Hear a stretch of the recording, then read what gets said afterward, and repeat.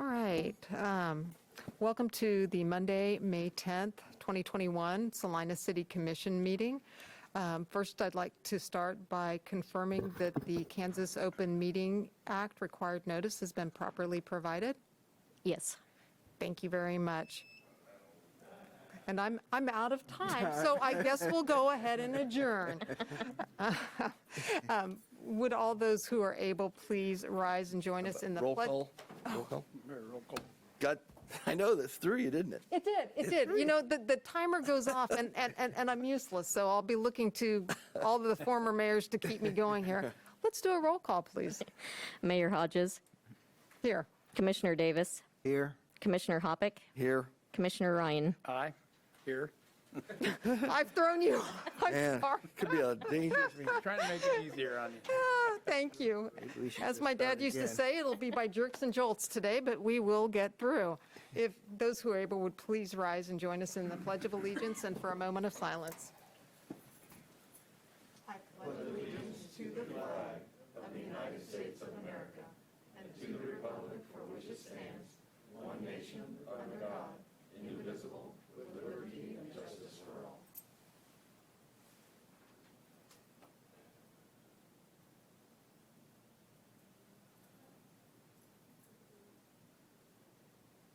Thank you.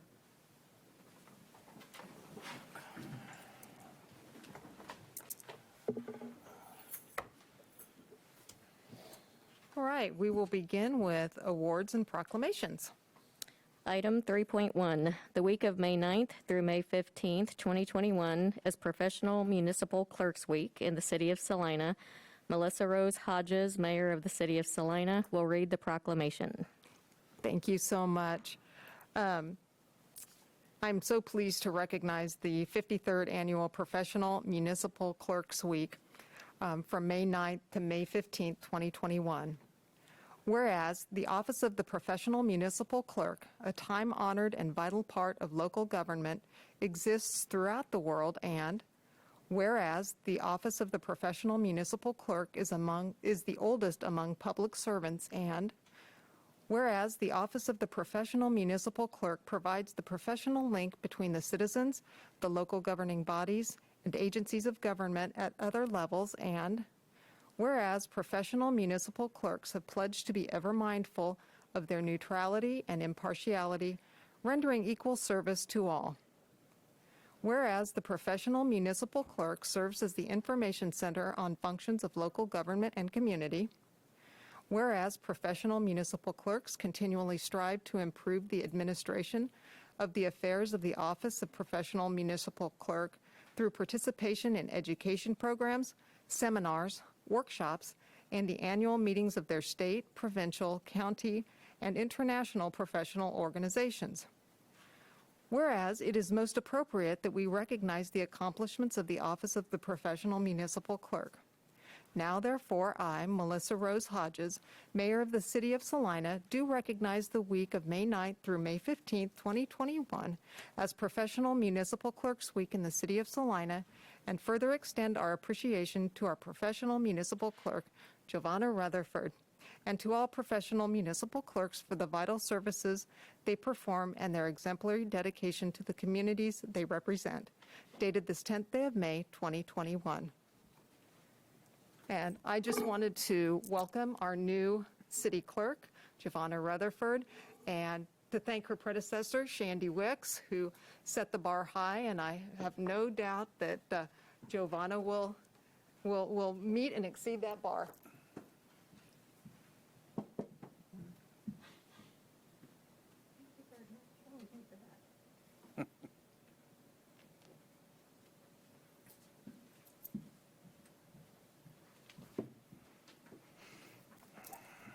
Just trying to get a simple proclamation out has given me a whole new appreciation for the importance of the job of the city clerk. We'll proceed to Citizens Forum. Citizens Forum is an opportunity for citizens to come to the podium and ask questions, share opinions about anything that's not on today's agenda. I will thank you in advance, those of you that are here today, regardless of how you feel, for respecting our mask ordinance, and I would encourage you to keep it in place when you approach the podium. And with that, I would like to invite anyone who's here in person to come on up, and then we will turn to people who are online.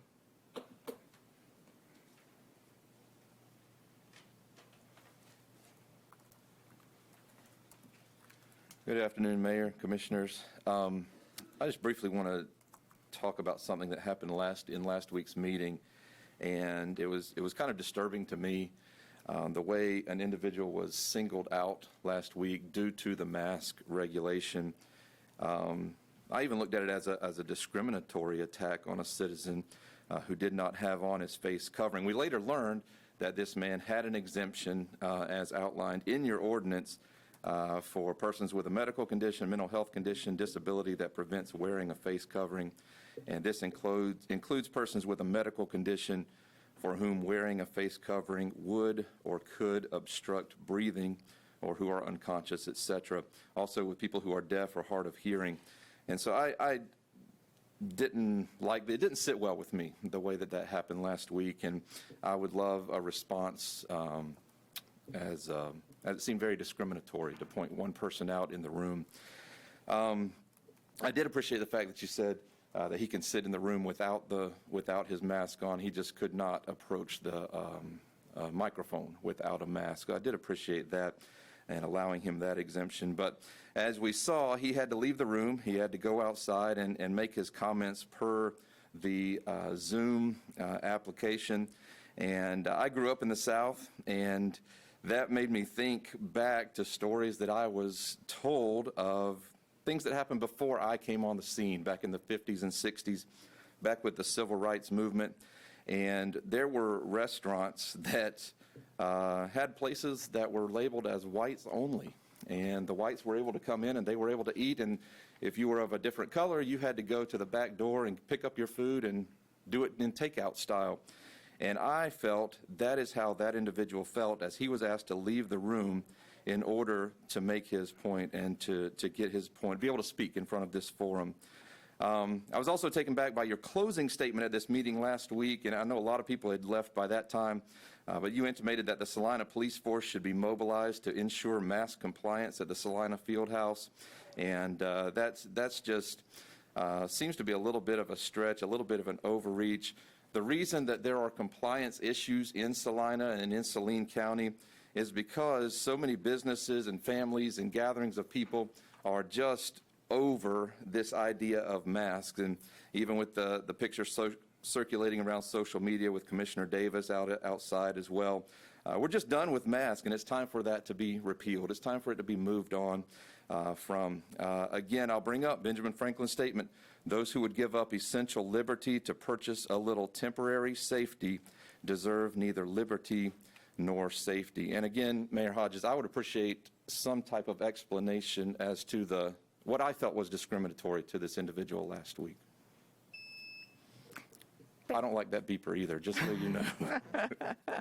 I would love it if we could have the timer without the beeper. I don't know if that's even a possibility or not. In regard to the policy to ask people to wear masks here in the City Commission room, and particularly when approaching the podium to speak, I did, through Deputy City Manager Jacob Wood, reached out with legal counsel, and we established the parameters where doing that is appropriate in terms of my position as the presiding officer at this meeting. And I think maybe, I don't know if it's the most accurate analogy that I could make, but it was one that was understandable to me. When a store makes a policy, say Menards, that you must be masked to come in, and they do provide accommodations so that you can still shop at their store and have your purchases delivered to your car or whatever, that was how I understood it. And I may not be explaining it correctly, but And that's where we stand. So thank you.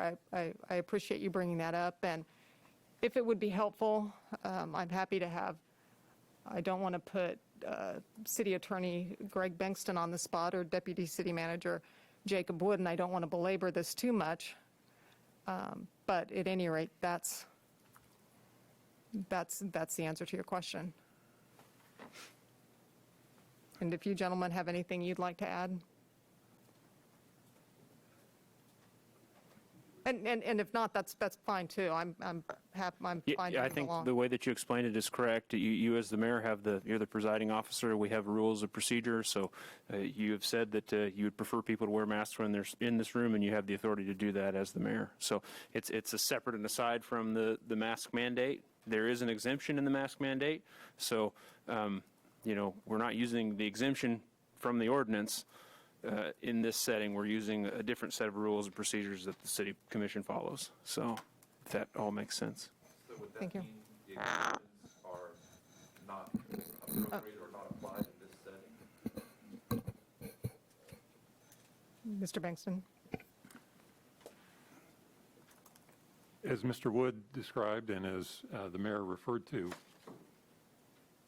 we certainly have the ordinance, and the ordinance is being enforced generally with full recognition of the potential application of the exemption. In this setting, at the mayor's discretion, and the mayor does have discretion in terms of how this meeting is conducted. And in this meeting, we have to be watchful always for open meetings compliance. And in this particular circumstance, addressing how to handle particularly the public forum aspect of the meeting, or anyone who might be present to comment on an item, how that is handled. That is within the discretion of the mayor as the presiding chair. And in this setting, there is, as you know, an alternative opportunity for fulfillment of the Kansas Open Meetings Act requirements as far as the opportunity to observe the meeting. Now, with the technology we fortunately have under these circumstances, we not only have been able to provide the opportunity to observe the meeting, we also have the opportunity to remotely participate in the meeting. And by that mechanism, and that's what I understood the mayor to be alluding to, in making provision for that opportunity, coupled with the mayor's discretion in terms of the requirement of the use of the masks in the room during the time of this, while this meeting is being conducted, are the distinguishing factors than if it was a matter of law enforcement addressing enforcement of the ordinance in any other context.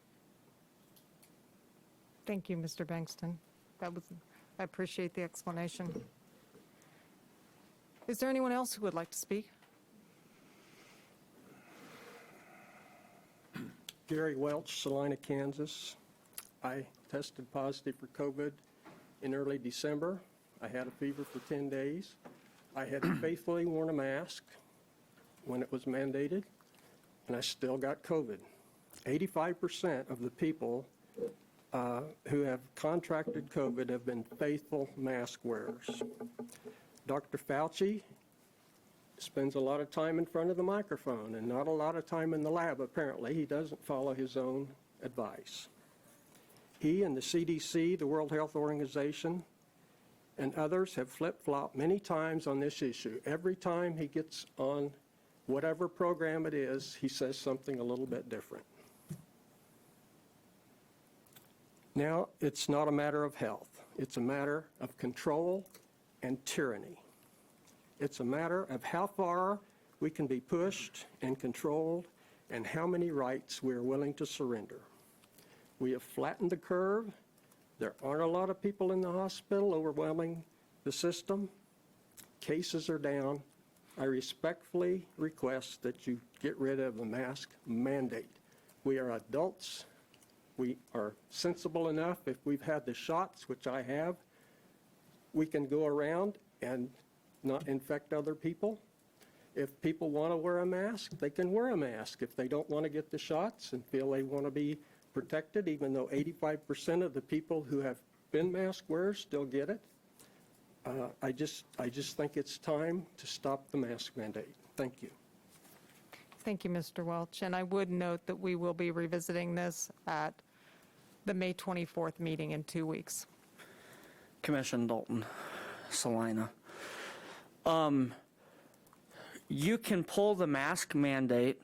Walmart, Dillon's, Menards, everybody that owns their property that's not public property still has the right to require masks within their facility. This was all brought on because of Mayor Hodges. Because it was voted on the week prior, nothing happened. The county commission only decided to do it because city commission did it. And I do not see this mask mandate ending until 2 or 3 of you guys remove Melissa from the mayor position. This is ridiculous. There is hardly any towns that have the mask mandate in Kansas. Wichita doesn't. Their numbers went down. Florida just made a law stating, they made several laws on this stuff. Florida's, even, they pulled their mask mandate before college spring break. They never had an uptick in any COVID cases through the board. What are we waiting on? A new council? This is ridiculous. We've been dealing with this for almost a year. And I'm asking that at least 3 of you somebody put a motion and vote on it now, today. This is ridiculous. And then when you have a mayor going business to business, and then 20 minutes later a cop shows up and starts writing tickets, that's kind of ridiculous too. Thank you, Mr. McDowell.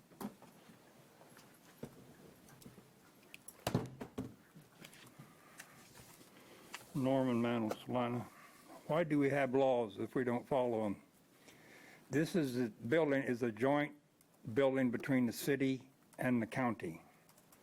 Does the county ordinance take precedent over the city ordinance? The city is just a tenant in this building. You don't own it. I think the county ordinance takes precedent over the city ordinance. So why do we have laws if you don't follow them? Thank you, Mr. Mantle. Is there anyone else who would like to speak? If not, I will. Mayor Hodges, we do have one online. Hand up. Gotcha. All right, we will turn to the online folks now. Ms. Ward, you should have access now.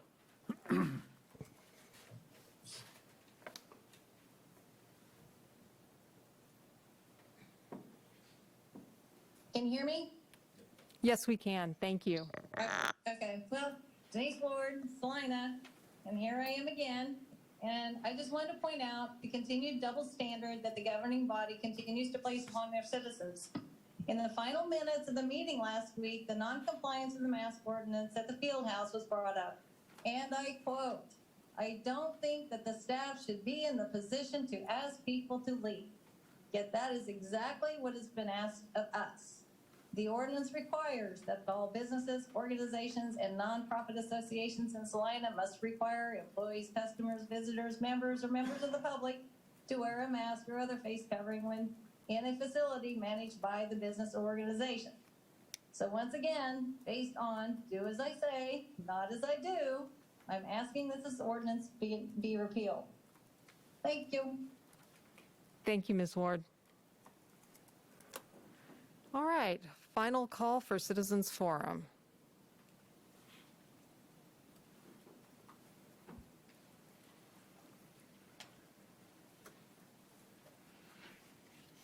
Ken Ritz from Salina. I'm concerned at how glib a number of people have become, that somehow having numbers come down is a victory. It's anything but. And victory is possible and has been achieved in certain parts of the world, most prominently in New Zealand, which you don't wear masks in New Zealand. You don't socially distance. You don't stay away from crowded places. And you haven't for a year.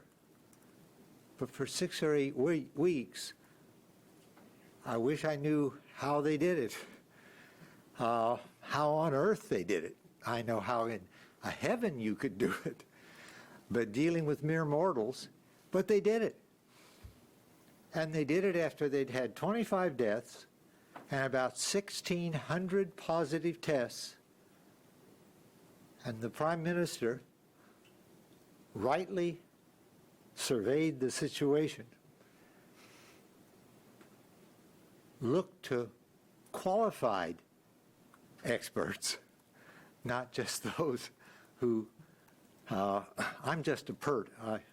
I'm not expert yet. And in short order, they turned it around. And they had to do it in short order, and she understood this.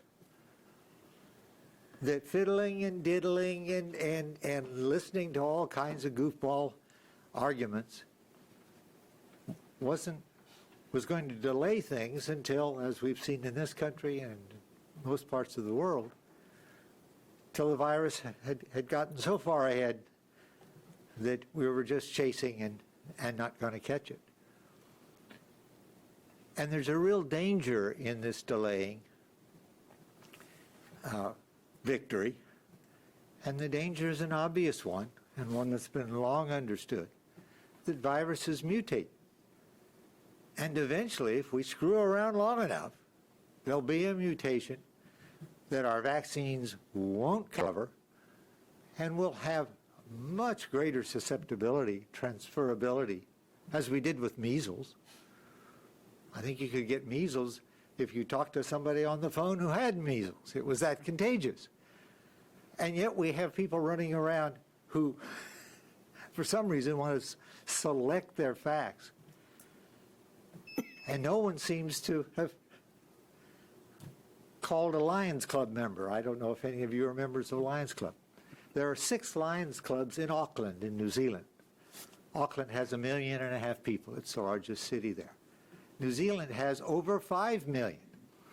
It's larger than the state of Kansas. And yet they managed to pull this all together. And the lady who spearheaded it was elected with a greater margin than has occurred in New Zealand elections. They're in a parliamentary system, so it's a different arrangement, in the last 50 or 75 years. But she had the support of the opposition, and still does. They refuse to politicize this. There are some things you just don't politicize. What happens to a member of the commission? You do not politicize that. If you do, your friends, your mother should take you out and let you know that you were raised better than that. Could I have you wrap up, Mr. Ritz? Thank you. Yes. But in any event, the masks are not 100%. They need to be improved. I was just having some fun with F-bombs. But there's 3 other things we can do, and I'll be very quick about this, and we're not doing. We're doing the face part. It's face, floor, furnace, and fresh air. We're not, there are no air purifiers in this room. I haven't seen any. I've given some businesses air purifiers. Our furnace filters. I talked with the man that runs this building. He had no idea what I was talking about MERV ratings and all the rest. He had no idea what filters were. He's in charge of this building. He had no idea what filters were here. He seemed concerned. He asked me, well, what is a good MERV number? So I told him, 12 or better. Oh, maybe And that, fresh air. right. And so I have no idea if the air that we're breathing in this room is fit to breathe or not. I And that should be will the first I will concern of follow the up commission. with So anyway. I will follow up with yeah, the we building really- authority superintendent. And Thank you. why would the governor get kicks out of making people wear masks? That's just silly. Whether she's right or wrong, that's not what they're doing. They're just doing their darndest. Thank you. And you are too. Oh, thank you, Mr. Ritz. Is there anyone else who would like to speak? All right. With that, we don't have any public hearings or items scheduled for a certain time, so that will bring us to the consent agenda. Item 6.1, approve the minutes of May 3, 2021. Item 6.2, approve resolution number 21-7959, appointing members to the Library Board and Housing Authority Board. 6.3, approve resolution number 21-7950, setting June 28, 2021 as the public hearing date for the dangerous structure located at 823 Spruce Street. And item 6.4, authorize the city manager to sign a request from the Kansas Department of Revenue to exchange 2021 federal funds per the KDOT master agreement. Are there any items that a commissioner would like to pull off the consent agenda?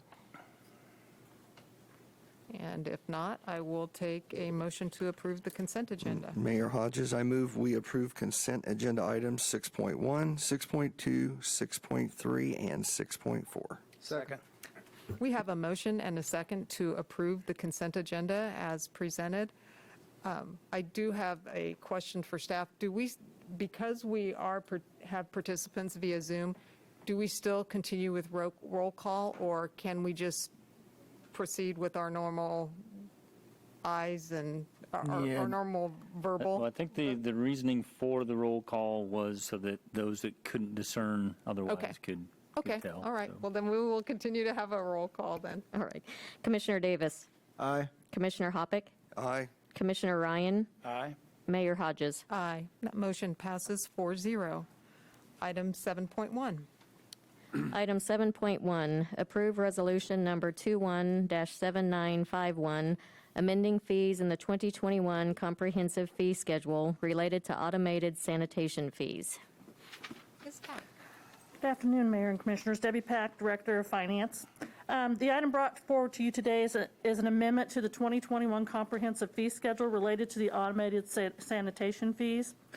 As we begin preparing for automated sanitation to go into effect mid-July, staff has brought forward an amendment to change the fee for an additional cart. As you know, when we go to automated sanitation collection, citizens will no longer be able to leave items outside the bin or on the street or next to the bin because there won't be a person there to pick them up. And for that reason, we're asking that fee be significantly lower than the current fee for an additional cart, which is $17 a month. Staff is recommending a $2 a month per cart extra additional cart fee. Currently, there's no charge for you to leave that trash outside the bin, so it is an additional fee if you were leaving that charge outside your bin, but you would need an additional cart to do that now. I'm not going to go into the details, but I do have staff here if you have specific questions about the fees or the process. Resolution number 217951, as proposed, would amend the comprehensive fee schedule, adding a second cart fee for sanitation. Your options are to approve that resolution, make amendments to that resolution, postpone consideration, or not approve that resolution, which would leave that second cart fee as it is now. If you have any questions, we'd be glad to answer them. Any questions for staff? I have a quick question. I just don't want Jim to be able to sit back there all day and That's right. hide from us. Should have never said anything. Yeah, I heard him say he was just going to hide back there, so. I tried. Yes, sir. Currently, do we charge for a second cart? We do. And what is that charge? It is a monthly fee rate, so a second cart costs an additional monthly fee of $17 per month. Okay. And yard waste carts, were those paid up front or are those a monthly fee? I couldn't remember. Yard waste carts. You did- I have two of them. I should know the answer to Well, that. I do too, and I happen to know the answer to that. There was a $50 upfront fee for the card itself, and then there was no weekly charge. Yeah, we don't have a follow-on charge. I know that. And the third one is individuals can still call for special pickups like they do now. Yes, sir. Yeah, just can't put, okay, thank you. It's easy. How many gallons are the carts that we use now? The carts that we use now are, depends which cart we're talking about. So the green carts are 90s, and we are going to a 96. Some customers have yard waste carts, which are 65 gallon. And we do have some carts that are in the system, our replacement carts, which are 95 gallon. Right, so the new cart would be about the same size.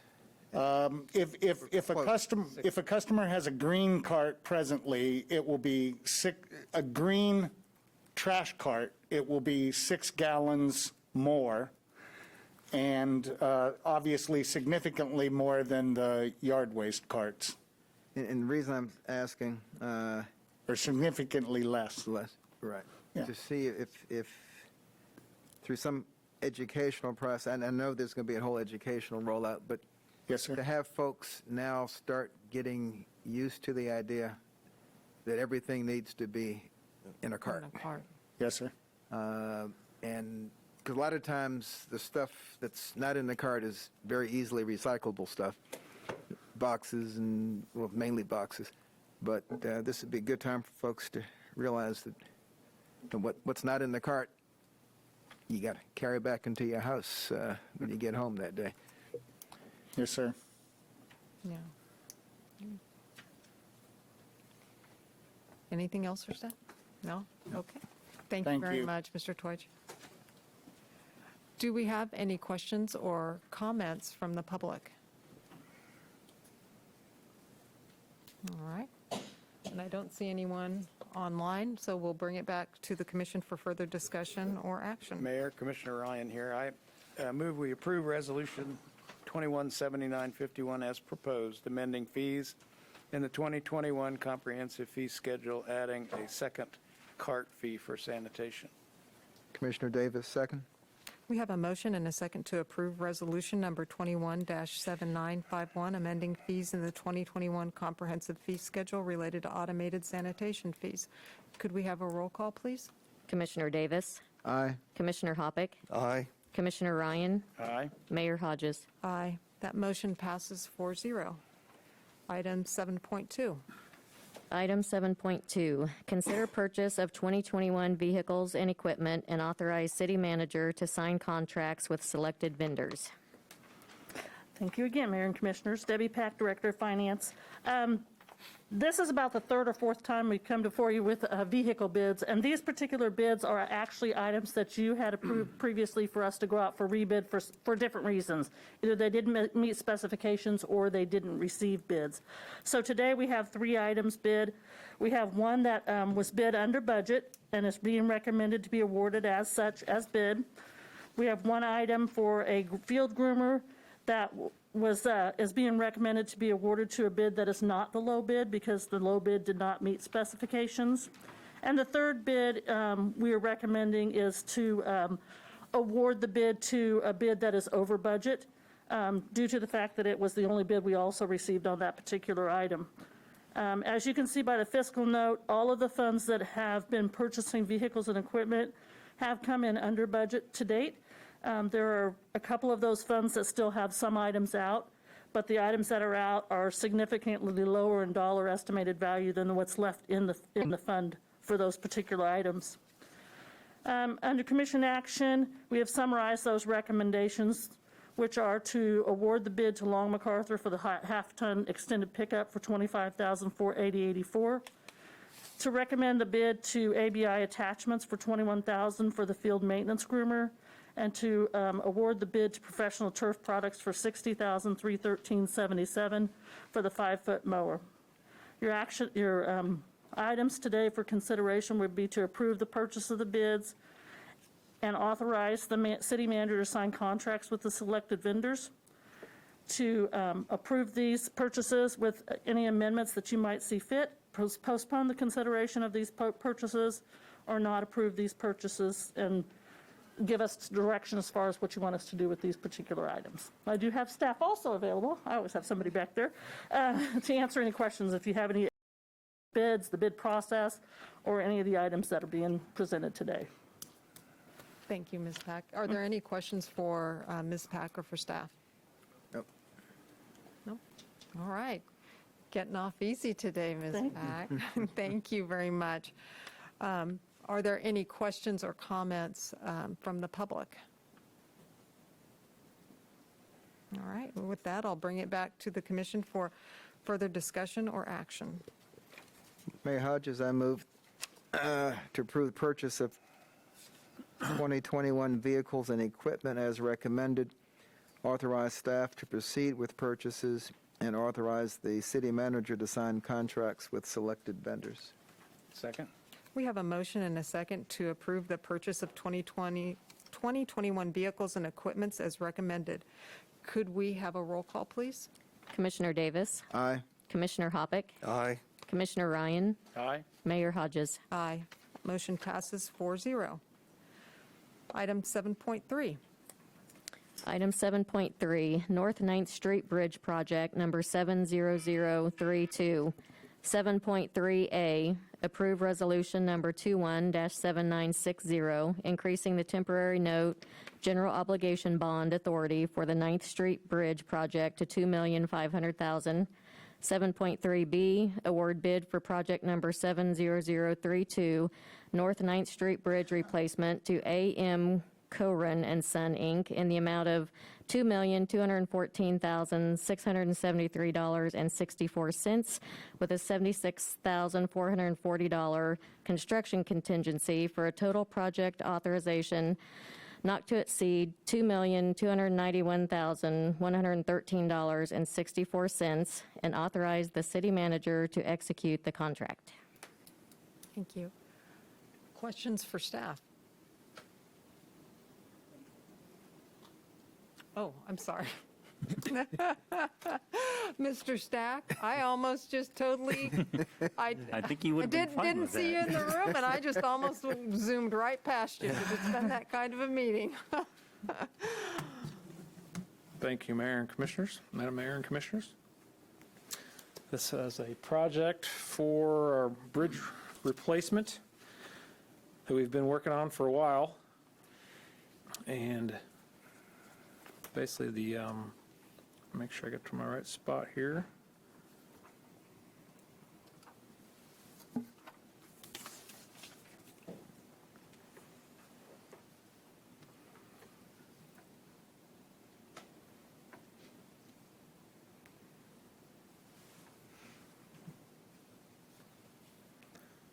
Got stuck on the Federal Fund Exchange one, so let me get back to the bridge one here. First of all, we have to, looks like our first item is to amend the resolution for this bridge. We had $2 million as the original authorization, and our earlier estimates were closer to 1.8 million, I guess, at the time. And so that was when we first looked into it in 2018. Thought at that time we'd have more, maybe use some Federal Fund Exchange dollars at the time as well to supplement anything that went over 2 million. Since that time, costs of course have gone up, and we're really happy actually to get 4 bids in this case, one of which that was fairly decent bid, quite a bit lower than the rest of them, by a very good contractor who is ready to get to work on it, so they didn't gripe about being so low, or they haven't told us about any steel prices that are increasing, thus to cause any concern. They're just ready to get to work. So we feel like it's a good bid, and so at this point we have to authorize more temporary or more bonding notes, as well as award the project. So the project is about northbound 9th Street Bridge over Mulberry Creek. It's been kind of it's a fine bridge, but it needs replaced. It's carrying the current loads.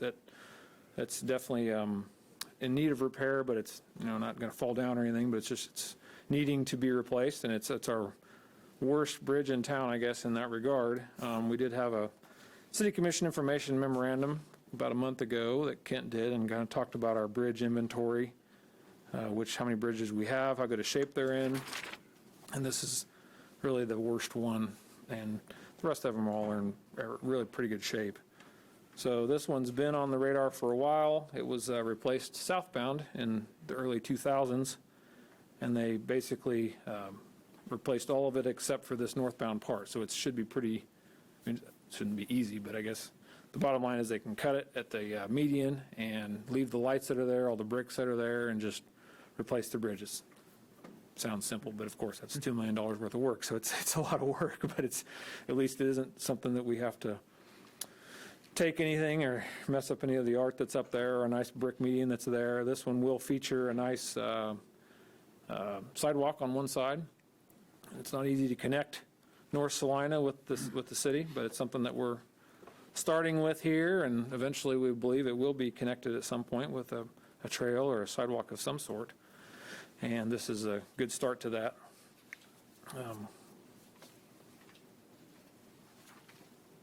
When we looked at the cost to complete the project, decided that with the bonds and current interest rates that we can get on bonds, and with some of the federal fund exchange dollars already allotted for a river trail project, the Friends of the River kind of project, if they get their funding, Debbie and I talked about just funding the whole thing with bonds. And so when you look at the actual costs, some of these costs we've already paid for design. Right away and utilities and testing was a little bit of a curveball. There's a power line that runs along the east side of the project that the contractor's really worried about, so that maybe something has to be relocated before they do certain portions of the work. Seems like it's far enough away, but I guess with big cranes and stuff out there, they felt like it may be something we have to relocate that part of the project. Construction contingency, 3.5%. It's a large project. We feel like 3.5% is enough. We've got a good engineering design here, we believe, from the consultants, so we don't think we need the 5% here. But the construction engineering side of things, we do not have a staff person currently on board that can really inspect this, so we're concerned that we may have to ask for help from a consultant to inspect the project. Certain aspects. Some of the aspects are normal, and our normal inspector can kind of handle, but some of the nuances of a bridge construction are just unique enough that we only do one every 10 or 15 years, or I guess our last one was Greeley Bridge, so that one wasn't that long ago, but don't do a lot of bridge inspections, so we thought we probably need some help on that. So anyway, that's why our construction engineering is a little higher than normal. So I guess I will stand for questions. Any questions for Mr. Stack? Nope. No. I don't have a question for you, Mr. Stack, but I think I might have a quick one for Ms. Pack, if that's okay.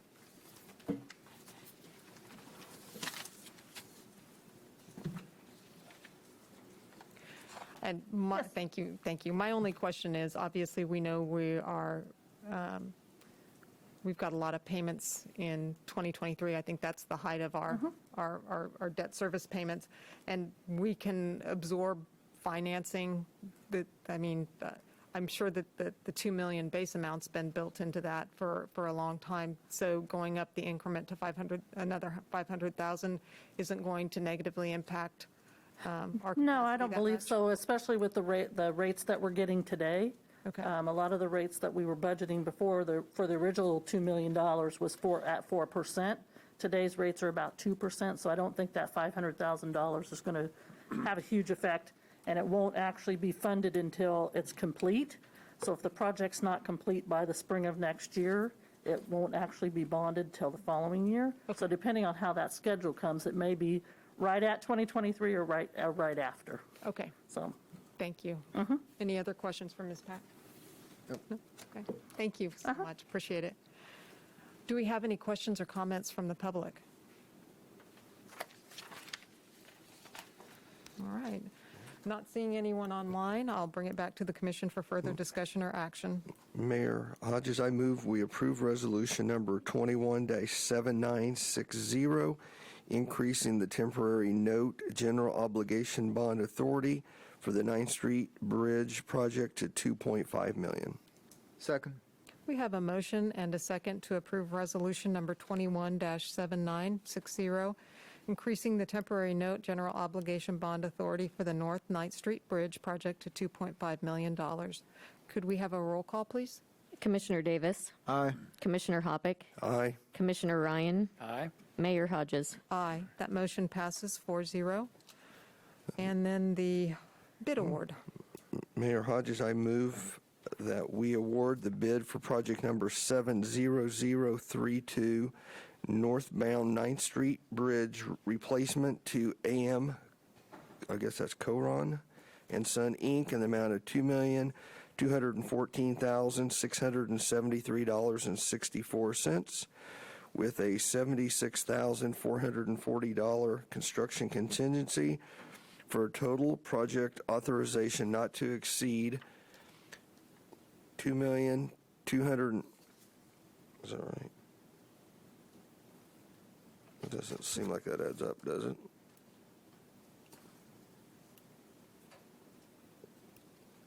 It says not to exceed $2,291,113.64, and the city manager to execute a contract with AM Cohen and Son, Inc. upon fulfillment of all prerequisites under the bid documents. One clarification, we should include the contingency fee of 76.4. I have a hole punch right through the amount here. I looked up above, it's Oh, yeah. 440, so that's what 440, yeah, okay.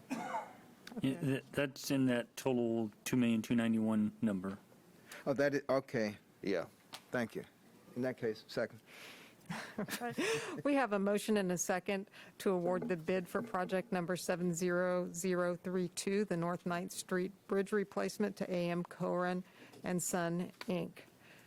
Could we have a roll call, please? Commissioner Davis. Aye. Commissioner Hoppick. Aye. Commissioner Ryan. Aye. Mayor Hodges. Aye. That motion passes 4-0. We don't have any development business. Are there any items under other business that a commissioner would like to bring forward? Just one.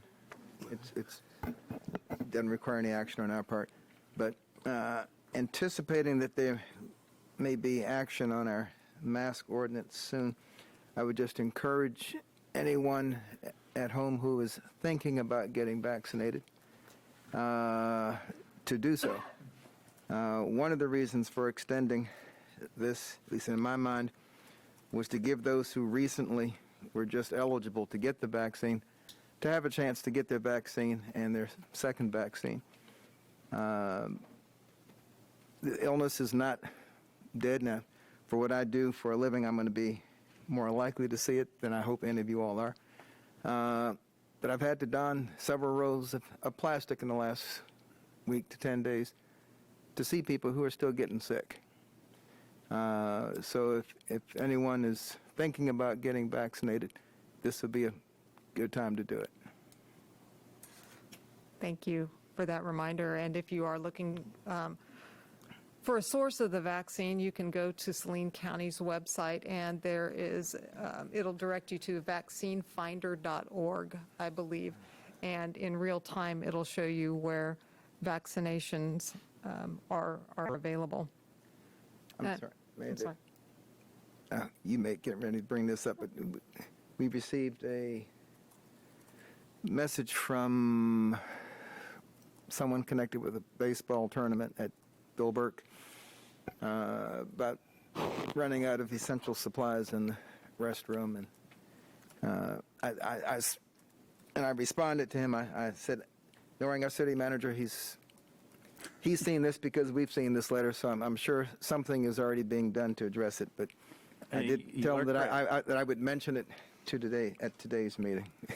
After the fact, I personally went and looked at the restrooms and have had a conversation with staff and have reached out to the chamber as well. So we're within the limits of the building and the equipment and toilet paper dispensers and soap dispensers. We're trying to maximize our effectiveness and not let that happen again. Thank you. Thank you. And no, I thank you, because that strikes one of the things that I had on my list. Just real quickly, another citizen email that we received contained a link with some crime statistics. We received it from Tom Bell last Thursday, and I thought it made for some kind of interesting reading, and I just wanted to, if you haven't clicked the link and taken a look at it, I would encourage you to do so. I think that we would probably all acknowledge that there's some gaps in the data that were presented. For example, Topeka, Kansas City, Kansas, Overland Park, and Lawrence, it doesn't appear that they submit their crime statistics to the FBI. And what the link entailed was it took FBI crime statistics, it assigned different violations or different crimes a certain ranking, a higher ranking for crimes against people versus crimes against property, and then it came up with an overall score weighted on violent crime per 1,000 residents. And the statistics that that Mr. Bell directed us to showed that Salina didn't score very well. And so at any rate, I think it's just something for us to keep in mind, and if we want to return to that at another point, we can. But I at least I told him that I would acknowledge it in this meeting, and I just wanted to make sure that if you hadn't had a chance to take a look at that link, that you did so. And then the only other thing I have is the City Commission replacement candidates. That consideration is going to be on our agenda a week from today. And I would like to remind anyone who's watching that the deadline to submit your expression of interest is at 5:00 p.m. on Wednesday. So if you've been thinking about submitting an expression of interest, I would encourage you to go to the city's website and get that filled out prior to 5 p.m. on Wednesday. And I just wanted to also extend an invitation to the interested applicants to attend the meeting. It might seem like kind of an awkward situation having a bunch of different applicants there, but I think that awkwardness would be offset by the fact that our 4 votes to select that replacement will represent all of the citizens of Salina. And when each of us has run for public office, even those of us who first came to this body as appointees, we've all run for public office, and we've developed policy statements. We've participated in forums and debates, and basically we had the opportunity to introduce ourselves to Salinans. And I just want the applicants to have that same opportunity to introduce themselves to the citizens that they'll potentially represent. So with that being said, if you're one of those interested candidates, please consider yourself invited to attend our meeting next week. And that's all I have. And I promise this is the last thing. Yeah, we have one business in town that doesn't get as much recognition as, and I hate to even call it a business, but it's a very quiet source of fuel for our economy, and that's our local colleges and universities. And I went to K-State Polytechnic's graduation Saturday morning, and I didn't stick around for Salina Tech's. But just to see, the students graduating, and several of them actually have been hired here locally, and you realize just what a resource we have in these unique schools, and it's very much a part of our economic pipeline, not just for our area, but for the rest of the state and the country when you consider what K-State Polytechnic trains folks to do. It was very nice to be there. I mean, the city should be proud that we support them in any way that we can. Congratulations to all graduates, and yeah, hope that you'll find a bright future in Salina. I had two things real quick. One was, we talked about those who would put an EOI in for next week. Also, want everyone to know that anyone interested in running for city commission for the starting in January 2022, man, it seems like a long time, way away. You have till June 1st, I believe, to put in your application for that. So, and the other thing is, we received an email about we have a horse and buggy that's downtown and somebody seems to be making a deposit. Oh, thank you for that, because, And yeah. how do we address that? I know we don't have our downtown entertainment yet, and I'm not sure if it addresses it, but Yeah. from a health standpoint, All I got was the picture, so I didn't make the connection, but. That's what it is. But we'll follow up in terms of, outside of downtown arts and entertainment, I think we have And ability to address don't that. believe this individual uses the, I don't know, catch basket, I don't know what word Right. to use, that they use, and you'll see in Kansas City and stuff, so I think that needs to be addressed with the Yep, individual. we'll follow up on that. Okay. I'm so glad you clarified that, because I got the picture of the horse excrement, and the subject line was teaching my topic, and so I wrote back and I was Okay, like, they were calling it "Wait a minute, downtown art. I was a little, okay. I don't get this. I did. I'm glad you explained it. All right. Do we have a motion to adjourn? So moved. We have a motion and a second to adjourn. All those in favor say aye. Aye. And none opposed. Thank you. We'll see you next week.